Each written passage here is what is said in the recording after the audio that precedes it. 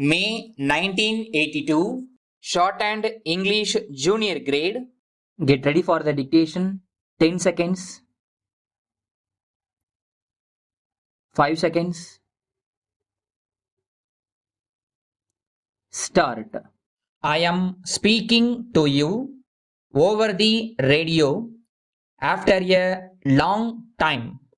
There are many things that I should like to talk about, as much has happened during this interval. But today I shall speak to you chiefly about our food situation.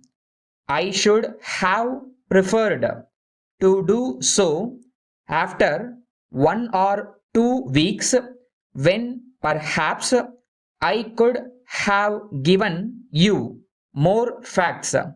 Our food minister is touring the states in order to discuss with the state ministers so that he can take personal stock of the situation and decide about the steps to be taken.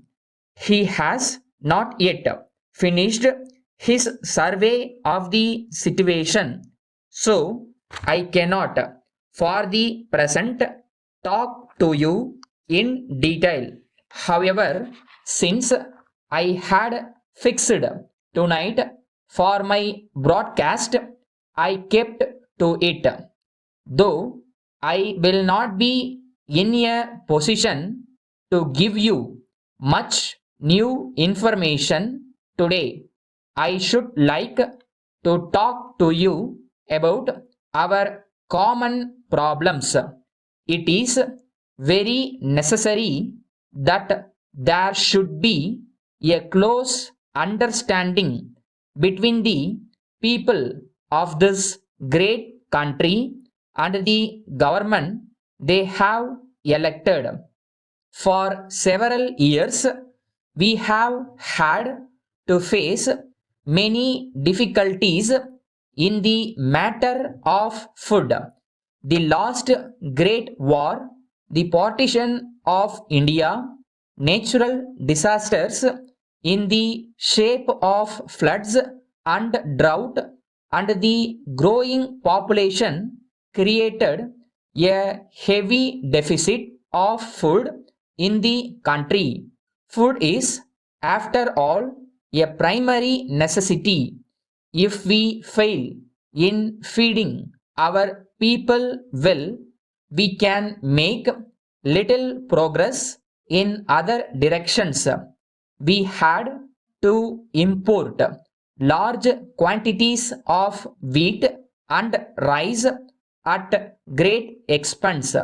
Even in recent months, we have had very difficult conditions in some parts of the country. Some districts have been particularly unfortunate. They had severe drought for some years continuously.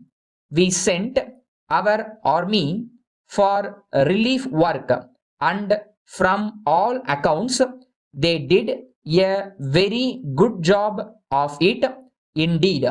Steps are being taken to reduce the prices of wheat and rice all over the country. This is the background of the food situation, and it seems to be satisfactory. But we cannot afford to relax our vigilance. We have always to be prepared to meet any contingency. We have often been criticized for having a policy of controls, but we are convinced that any relaxation at this stage will certainly involve great risks. So, we dare not risk another rise in prices because it will bring in misfortune. letter from Indian Overseas Bank, 31 Luss Church Road, Madras, to Messrs. Geeta Agencies Limited, 20 Rayapeta High Road, Madras.